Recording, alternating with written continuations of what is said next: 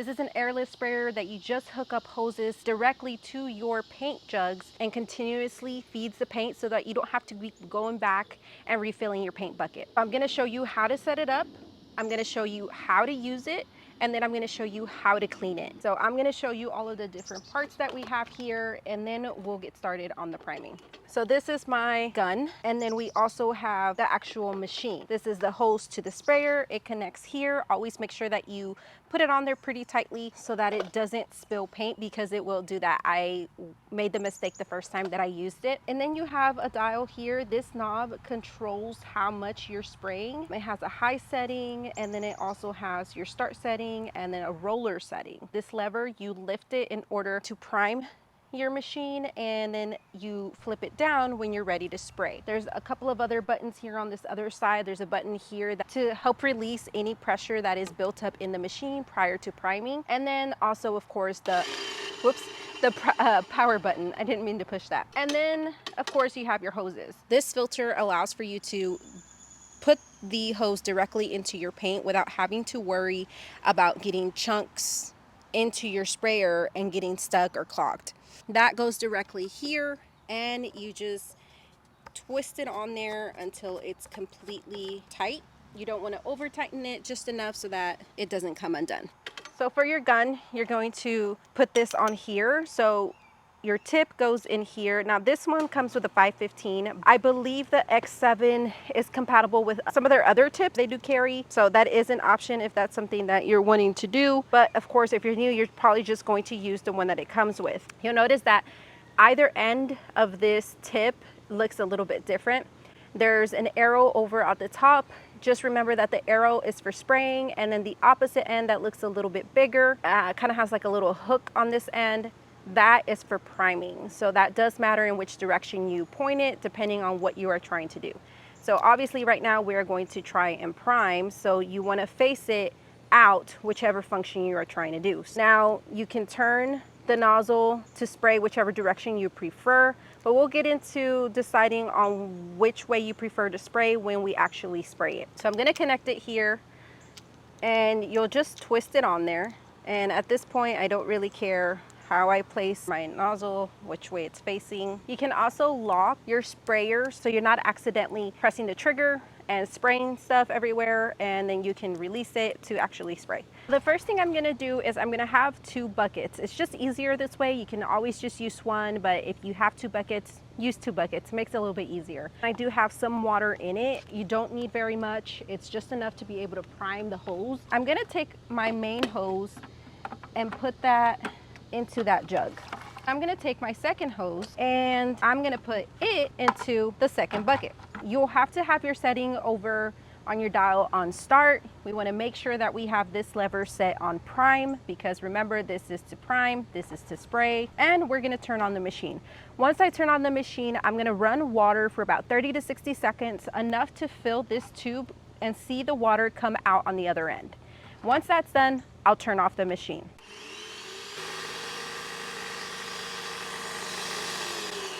Now that that's done, I'm gonna go ahead and switch my water bucket for my actual paint.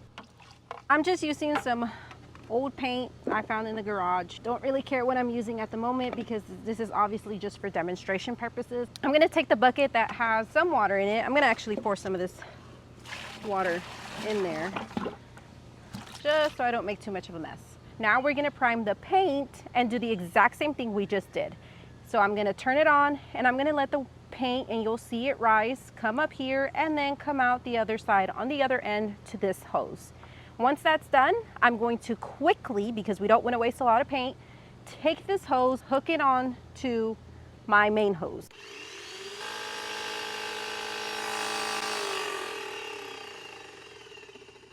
Our machine is primed, but we're not ready to spray just yet. Now we need to prime our gun. We're gonna remove the trigger lock and unlock it, and we're gonna make sure we have this facing forward, which means we are ready to prime. And I'm gonna go ahead and turn it on. You want to do that until you see paint coming out of your gun, and once you do that, you can go ahead and turn it off.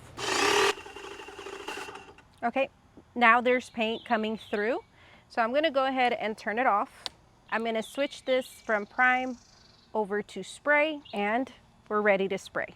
Now that we've got it primed, let me show you how to spray and how to use the gun. This is what I'm gonna be using to spray, just so that I'm able to show you how to spray. First things first, always make sure that you're wearing your mask and you're wearing glasses. It's very important when spraying because you don't wanna be breathing in all of those sprayed particles, and you also don't wanna get those small paint particles in your eye. The next thing that I wanted to mention, our gun is ready to go. I've got it locked so I don't have to worry about accidentally spraying anything. But remember, the arrow should be facing forward, meaning we are ready to spray. And now, even though you've already got your gun set, you can still change the direction of where you want to spray. So whether you decide what your preference is as far as the direction of the paint being sprayed is up to you. I usually set it to one way and then I use that the entire way. If I need to spray the opposite way, then I will usually just change my gun to whatever way I'm wanting to spray. Right now, I have it set to spray side to side. So if I was to spray, you'll see that it sprays in a line. So that means that I am good to spray side to side. And then if I wanted it to spray the opposite way so that I can go up and down, now for this gun specifically, you want to stay at least 12 inches away from your target. It just gives you the best coverage. You also don't want to stay too close, too far away. Usually use that recommended time. Also, when you are spraying, you always want to overlap at least by 50%. I always shoot for 40% at least minimum, just to make sure I'm covering as much as I can. But that overlapping is super important because you don't want to be able to see the sections in which you're spraying. If you don't overlap, you'll be able to see the difference.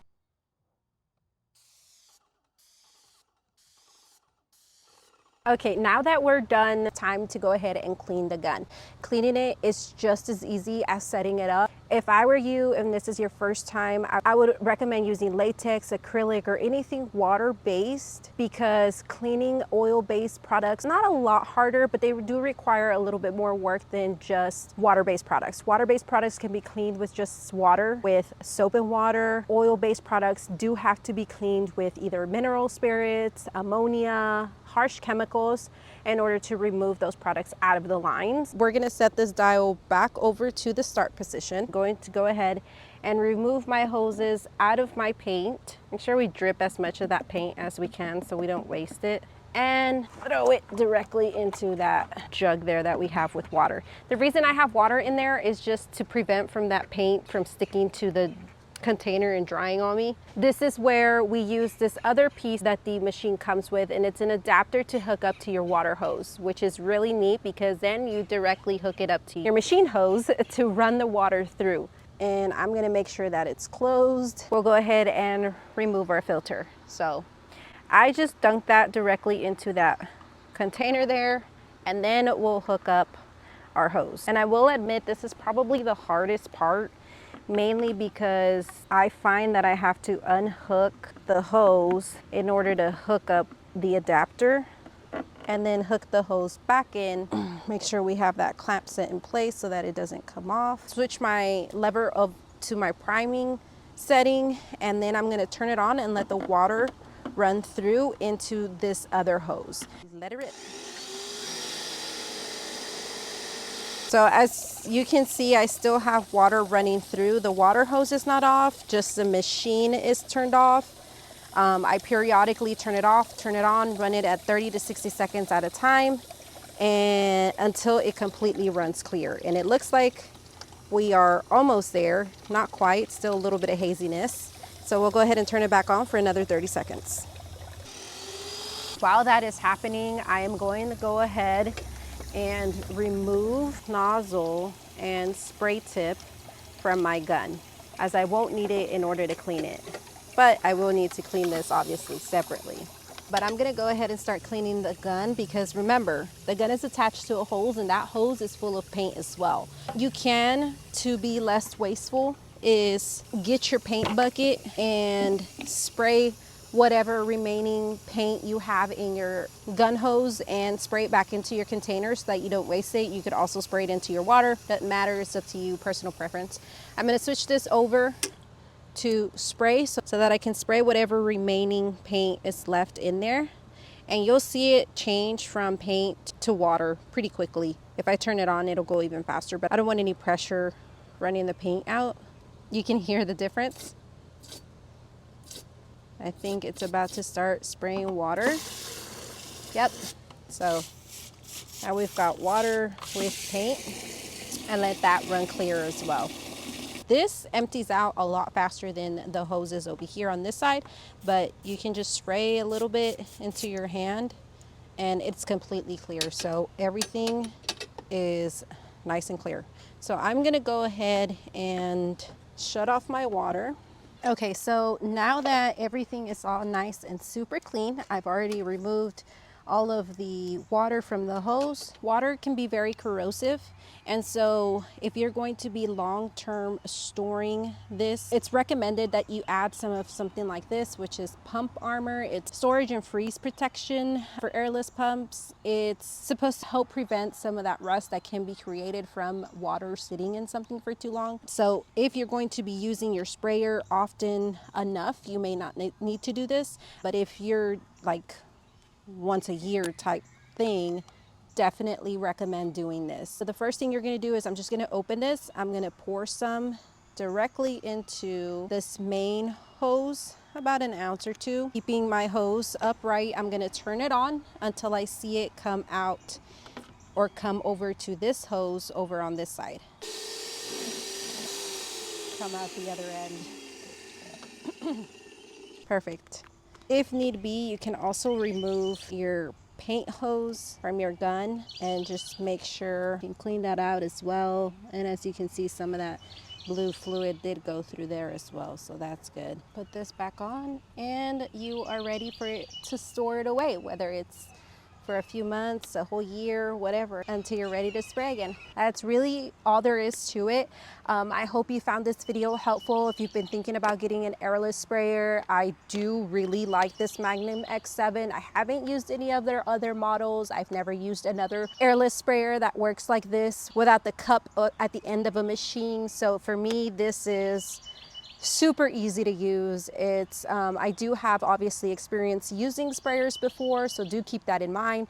But as a first-time user, I think this would probably be pretty easy to use. It's just getting the hang of it. I hope that the tips and tricks that I've shared with you are helpful for you as well. I think this is great for home projects, for homeowners, to kind of cut down on costs as far as paying somebody else to do it. I know that this is not cheap per se, but it is cheaper than hiring somebody to do it for you. So anyways, I hope you enjoyed today's video, found it helpful. If you did, don't forget to share it with a friend, hit that like button, subscribe to the channel for more DIY content and tutorials. And I love y'all. Be kind, and I'll see y'all next time. Bye.